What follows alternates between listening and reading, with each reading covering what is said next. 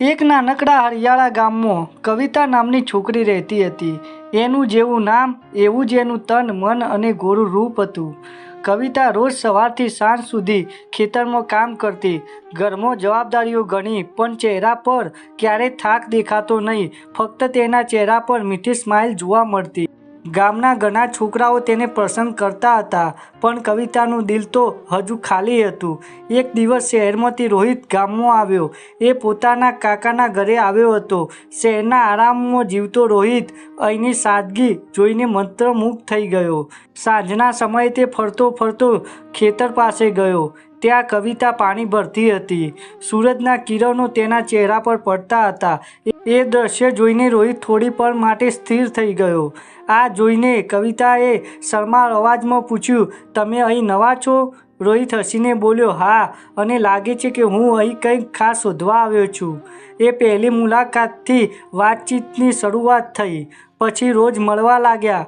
કવિતા તેને ગામના રસ્તાઓ બતાવતી અને રોહિત તેને શહેરની વાતો કરતો. ધીમે ધીમે બંનેના દિલ નજીક આવતા ગયા. એક દિવસ વરસાદ પડતો હતો. બંને એક ઝાડ નીચે ઊભા હતા. રોહિતે કવિતાની આંખોમાં જોઈને કહ્યું, "કવિતા, હું તને પસંદ કરું છું." "નહીં, હું તને પ્રેમ કરું છું." કવિતાનું દિલ જોરથી ધડકતું હતું અને આ સાંભળી તે ખૂબ શરમાઈ પણ ગઈ હતી. પછી તે ધીમેથી બોલી, "મને પણ તારી સાથે રહેવું ગમે છે અને તારી સાથે જે પળ વિતાવું છું તે મને ખૂબ સતાયા કરે છે. કદાચ આ પ્રેમ જ છે. હું હવે તારા વગર નહીં રહી શકું." રોહિત.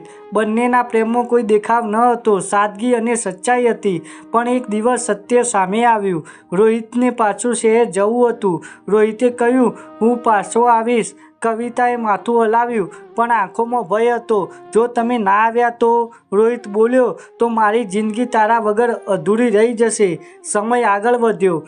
દિવસો મહિના બન્યા અને મહિના વર્ષોમાં બદલાયા. કવિતા રોજ એ ઝાડ નીચે જતી જ્યાં તેઓ મળતા અને સાથે બેસીને વાલભરી વાતો કરતા. આમ રોહિતના પ્રેમમાં બનેલી ગાંડી કવિતાને જોઈ તેની સહેલીએ કહ્યું કે શહેરના લોકો વચન ભૂલી જાય છે. તું તારા પ્યારને ભૂલી જા. હવે તે શહેરથી પાછો નહીં ફરે. પણ કવિતાએ વિશ્વાસ ન છોડ્યો. તે પૂરી આશા હતી કે મારો પ્યાર મને જરૂર મળશે. બીજી તરફ શહેરમાં રોહિત સંઘર્ષ કરી રહ્યો હતો. પરિવારની જવાબદારીઓ, નોકરીનું દબાણ અને સૌથી મોટું, કવિતાથી દૂર રહેવાનું દુઃખ તેને ખૂબ જ સતાવતું હતું. ઘણા વખત તેણે ગામ જવાનો વિચાર કર્યો, પણ પરિસ્થિતિઓ તેને રોકતી હતી. એક દિવસ રોહિતને ખબર પડી કે કવિતાના ઘરે તેના લગ્નની વાત ચાલી રહી છે.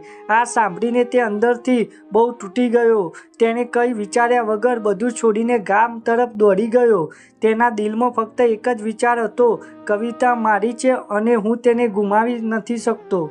ગામમાં પહોંચતા જ તે સીધો કવિતાના ઘરે ગયો. ત્યાં લગ્નની તૈયારી ચાલી રહી હતી. કવિતા દુલ્હનના વેશમાં હતી, પણ ચહેરા પર ખુશી જોવા મળતી ન હતી. રોહિતને જોઈને તે કવિતા થોડા સમય માટે ચોંકી ગઈ હતી.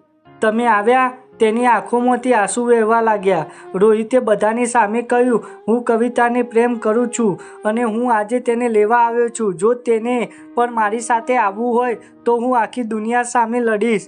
ઘરમાં શાંતિ છવાઈ ગઈ અને બધા લોકો રોહિત સામે જોવા લાગ્યા. આ લગ્નમાં શું ચાલી રહ્યું છે? આ સમયે કવિતાએ પોતાના પ્રેમની ખાતર હિંમત કરી થોડું વિચાર્યું. પછી ધીમેથી આગળ વધી અને રોહિતનો હાથ પકડી લીધો. "હું તારી સાથે છું, હંમેશા હતી." એ ક્ષણે બધું બદલાઈ ગયું.